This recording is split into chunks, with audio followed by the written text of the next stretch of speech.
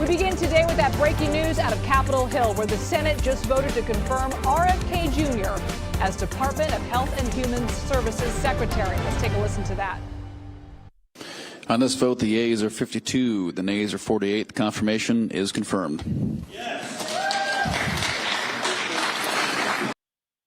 CBS News congressional reporter Taurean Small joins us now live from Capitol Hill. Taurean, great to see you.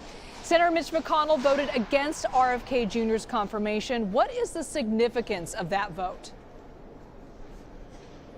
Yeah, Mitch McConnell has been so far the only consistent Republican to vote against his party for against controversial picks that Trump administration is looking to fast track. This also follows his no vote to Tulsi Gabbard and to Pete Hegseth, though unsuccessful, considering Republicans have the majority numbers there that Democrats just can't seem to overcome. As it relates to his reasoning, why he put out a statement not too long ago saying, in part, quote, "He's a survivor of childhood polio, and in his lifetime he's watched vaccines save millions of lives from devastating diseases across the country." As we move forward, we have another controversial pick in Kash Patel, who's next on the docket. Again, no Republican reservations strong enough to overcome that vast majority that Republicans hold in that chamber. Yeah, I want to lean into a little bit of that Kash Patel nomination to FBI director because he just advanced out of the Senate Judiciary Committee. How do his chances look now? Looking pretty strong. I mean, it was a 12-10 vote. The majority, obviously, there being Republicans voting without any major reservations throughout his confirmation hearings. This is after Democrats did all in their powers on that panel to stymie the progress of his confirmation vote.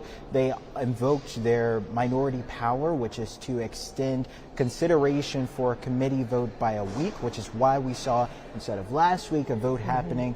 That vote happened today, again, by a 12-10 split. Now, as we head forward, we're watching to see what Senators Susan Collins and Lisa Murkowski of Alaska have to say about Patel, but Democrats have laid out quite the case against him, alleging that he had knowledge about mass firings happening within the FBI, and he potentially perjured himself during his confirmation hearing by saying he was not privy to what was going on there. They're also alleging that under his leadership, the FBI just wouldn't be independent from the president, and they're calling him ultimately a danger to this country if he is confirmed. And this is all coming as the Senate Education Committee is holding a hearing to confirm Linda McMahon as the head of the department. President Trump says he wants to shut down the Department of Education. What are we expecting to come out of that hearing today? Liz, there are so many things happening on the Hill at one time. Kidding. I got to keep my head on a swivel. But as it relates to Linda McMahon's confirmation hearing, now quite a few Democrats are pushing back on Trump's efforts to dismantle the Department of Education. Donald Trump said if McMahon is confirmed, in order to be a good education secretary, she would essentially eliminate herself and the department.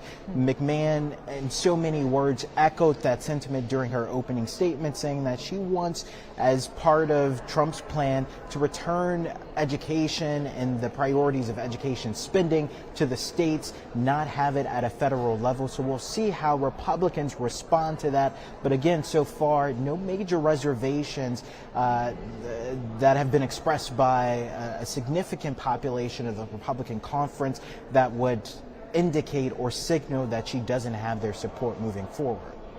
Every day there is more and more stuff to keep track of. Taurean Small, thank you so much for helping us to make sense of all that's happening on Capitol Hill.